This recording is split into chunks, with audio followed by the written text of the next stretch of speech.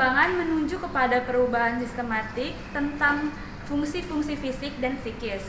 Perubahan fisik meliputi perkembangan biologis dasar sebagai hasil dari konsepsi atau pembuahan ovum oleh sperma dan hasil dari interaksi proses biologis dan genetika dengan lingkungan.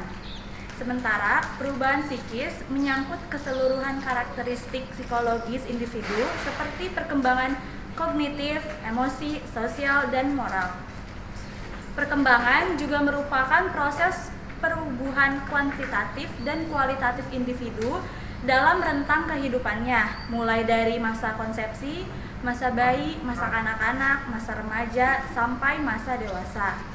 Dengan demikian, perkembangan dapat diartikan sebagai suatu proses perubahan dalam diri individu atau organisme, baik fisik maupun psikis, menuju tingkat kedewasaan atau kematangan yang berlangsung secara sistematis, progresif, dan berkesinambungan.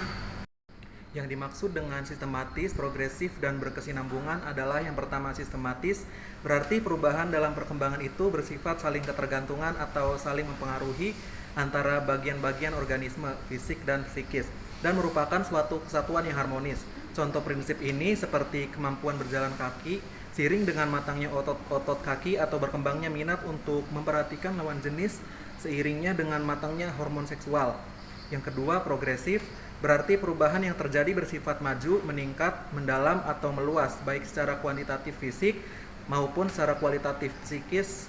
Contohnya seperti terjadinya perubahan proporsi dan ukuran fisik anak dari pendek menjadi tinggi, dari kecil menjadi besar, dan perubahan pengetahuan atau kemampuan anak dari yang sederhana sampai kepada yang kompleks, mulai dari mengenai huruf dan angka sampai kepada kemampuan membaca, menulis, dan berhitung. Yang ketiga, berkesinambungan. Berarti perubahan pada bagian atau fungsi organisme itu berlangsung secara berurutan dan beraturan.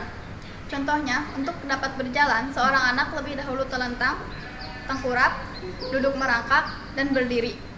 Sedangkan untuk anak dapat berbicara didahului dengan meraban, dan untuk mencapai masa dewasa harus melalui masa konsepsi, bayi, anak, dan remaja. Selanjutnya adalah ciri-ciri perkembangan. Mengenai ciri-ciri perkembangan dalam diri individu atau organisme dapat diuraikan menjadi: yang pertama, terjadinya perubahan ukuran dalam aspek fisik atau tinggi badan, berat badan, dan organ-organ tubuh lainnya. Sedangkan aspek psikis, semakin bertambahnya perbendaharaan kata dan matangnya kemampuan berpikir, mengangkat serta menggunakan imajinasi kreatif. Yang kedua, terjadinya perubahan proporsi dalam aspek fisik, seperti proporsi tumbuh anak berubah sesuai dengan fase perkembangnya, dan pada usia remaja proporsi tumbuh mendekati proporsi tumbuh dewasa.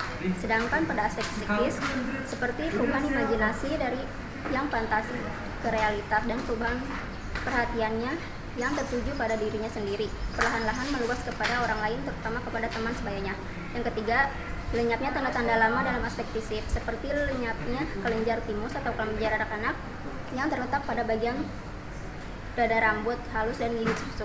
Sedangkan pada aspek psikis merupakan lenyap masa komosi atau meraba bentuk-bentuk gerak-gerak anak-anak seperti merangkak dan perilaku impulsif, seperti melakukan sesuatu sebelum berpikir. Keempat, munculnya tanda-tanda baru dalam aspek fisik, seperti tumbuhnya atau pergantian gigi dalam matanya organ-organ seksual pada usia remaja, baik primer maupun menstruasi pada wanita, dan mimpi basah pada pria maupun sekunder, seperti melebarnya pinggul atau dada pada wanita dan tumbuhnya kumis, serta perubahan suara pada wanita.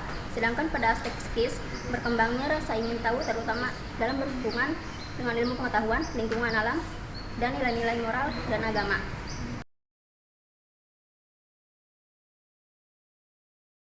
Selanjutnya adalah prinsip-prinsip perkembangan.